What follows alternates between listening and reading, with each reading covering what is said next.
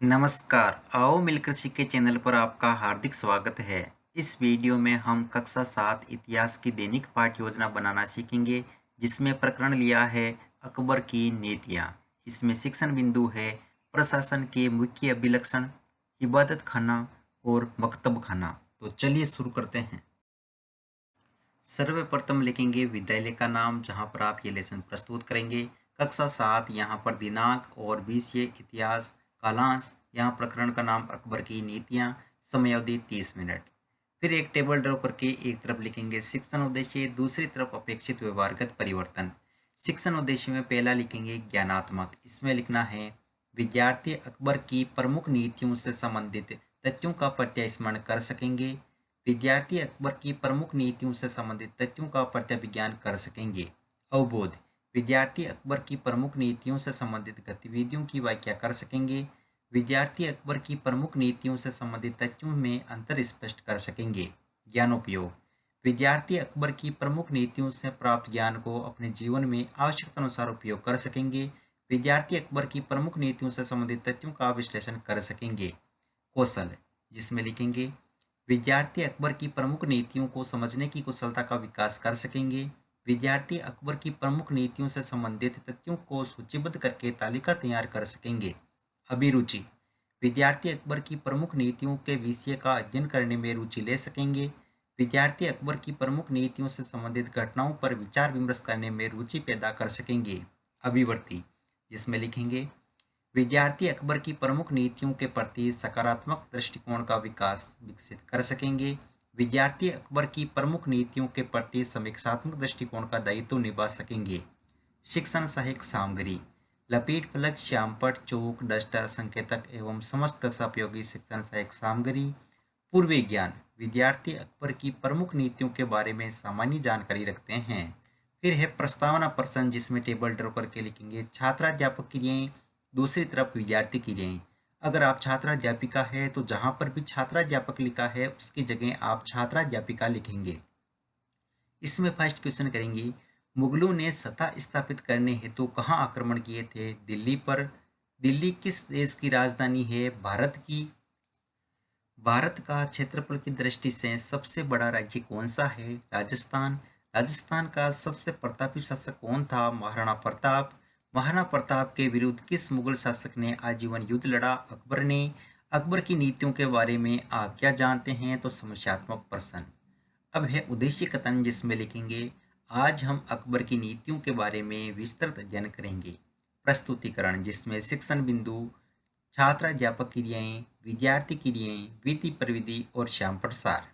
शिक्षण बिंदु में पहला लेंगे प्रशासन के मुख्य अभिलक्षण, जिसमें विकासात्मक प्रश्न में फर्स्ट क्वेश्चन हुमायूं का पुत्र कौन था? अकबर। मुगल साम्राज्य में अकबर ने किस व्यवस्था का गठन किया? प्रशासनिक व्यवस्था का। प्रशासन के प्रमुख अभिलक्षण कौन कौन से थे? तो निरुत्तर, विधि में प्रश्नोत्तर विधि। फिर है छात्राध्यापक कथन, जिसमें लिखेंगे अकबर ने प्रशासन के मुख्य अभिलक्षण निर्धारित किए थे, जिसका विस्तृत वर्णन अबुल फजल की अकबरनामा विशेषकर आईने अकबरी में मिलता है। अबुल फजल के अनुसार साम्राज्य कई प्रांतों में बंटा हुआ था, जिन्हें सूबा कहा जाता था। सूबों के प्रशासक सूबेदार कहलाते थे, जो राजनीतिक तथा सैनिक दोनों प्रकार के कार्यों का निर्वाह करते थे। प्रत्येक प्रांत में एक वित्तीय अधिकारी भी होता था, जो दीवान कहलाता था। कानून और व्यवस्था बनाए रखने के लिए सूबेदार को अन्य अफसरों का सहयोग प्राप्त था, जैसे बख्शी, सैनिक वेतनाधिकारी, सदर, धार्मिक और अधर्मार्थ किए जाने वाले कार्यों का मंत्री, फौजदार, सेनानायक और कोतवाल नगर का पुलिस अधिकारी था। और यहाँ पर विद्यार्थी के हम लिखेंगे विद्यार्थी ध्यानपूर्वक सुनेंगे तथा मुख्य बिंदु को अपनी अभ्यास पुस्तिका में लिखेंगे। विधि में व्याख्यान विधि और श्यामपट सार में लिखेंगे अबुल फजल के अनुसार साम्राज्य कई प्रांतों में बंटा हुआ था, जिन्हें सूबा कहा जाता था। सूबों के प्रशासक सूबेदार कहलाते थे। फिर है बोध प्रश्न, तो इसमें फर्स्ट क्वेश्चन लिखेंगे सूबे के प्रशासक क्या कहलाते थे? सूबेदार। अकबरनामा की रचना किसने की थी? अबुल फजल ने। विधि में प्रश्नोत्तर विधि। फिर दूसरा शिक्षण बिंदु लेंगे इबादत खाना। विकासात्मक प्रश्न में फर्स्ट क्वेश्चन हल्दी घाटी का युद्ध किस किस के मध्य हुआ था? अकबर और महाराणा प्रताप के बीच। अकबर ने फतेहपुरी सीकरी में 1595 ईस्वी में किसका निर्माण करवाया था? तो इबादत खाना का। इबादत खाना के बारे में आप क्या जानते हैं? तो निरुत्तर विधि में प्रश्नोत्तर विधि। फिर है छात्राध्यापक कथन, जिसमें लिखेंगे 1570 में अकबर जब फतेहपुर सीकरी में था तो उसने उलेमा, ब्राह्मणों, जेसुइट, पादरियों और द जरदुश्त धर्म के अनुयायियों के साथ धर्म के मामलों पर चर्चा शुरू की। यह चर्चाएं इबादत खाना में हुई। अकबर की रुचि विभिन्न व्यक्तियों के धर्मों और रीति रिवाजों में थी। इस विचार विमर्श से अकबर की समझ बनी थी। जो विद्वान धार्मिक रीति और मतान्धता पर बल देते हैं वे अक्सर कट्टर होते हैं। उनकी शिक्षाएं प्रजा के बीच विभाजन और असामंजस्य पैदा करती है।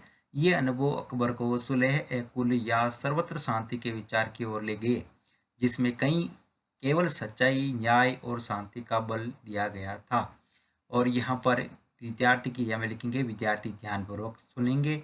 और यहाँ विधि में वाक्यान विधि और श्यामपट सार में लिखेंगे अकबर ने जब अकबर फतेहपुर 1570 में जब अकबर फतेहपुर सीकरी में था तो उसने उलेमा, ब्राह्मणों, जेसुइट, पादरियों और जरदुश्त धर्म के अनुयायियों के साथ धर्म पर मामले पर चर्चा शुरू की। और यहाँ पर इबादत खाना से संबंधित फोटो लगाएंगे। फिर है यहाँ पर दोस्तों बोध प्रश्न। तो फर्स्ट क्वेश्चन लिखेंगे व्यक्तियों के विभिन्न धर्मों और रीति रिवाजों में किसकी रुचि थी? तो अकबर की।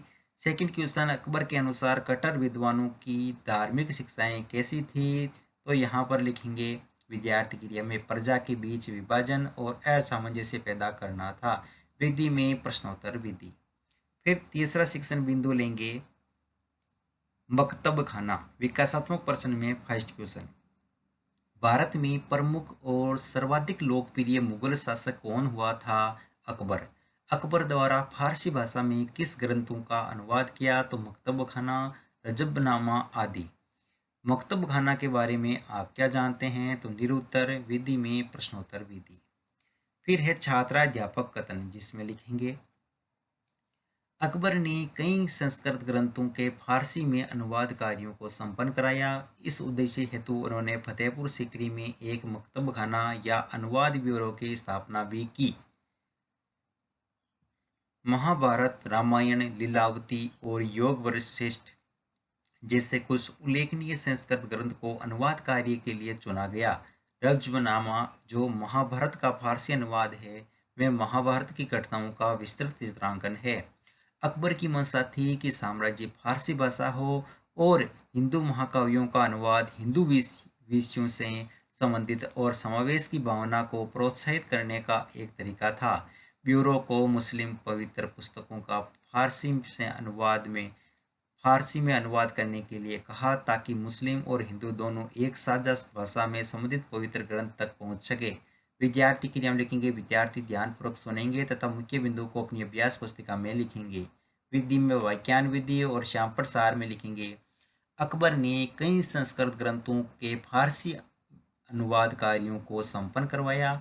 इस उद्देश्य हेतु उन्होंने फतेहपुर सीकरी में एक मकतब खाना या अनुवाद ब्यूरो की स्थापना की। यहाँ पर मकतब खाना से संबंधित इमेज लगाएंगे।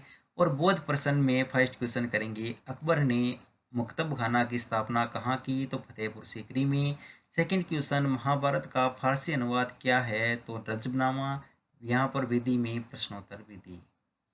फिर है दोस्तों मूल्यांकन प्रश्न। तो इसमें फर्स्ट क्वेश्चन करेंगे आईने अकबरी की रचना किसने की थी?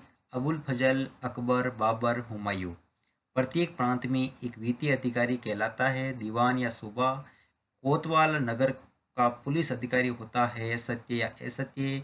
सूबा किसे कहते हैं? सूबेदार के कार्यों को लिखिए। गृह कार्य में फर्स्ट क्वेश्चन करेंगे इबादत खाना तथा मुक्तब खाना पर संक्षिप्त टिप्पणी लिखिए।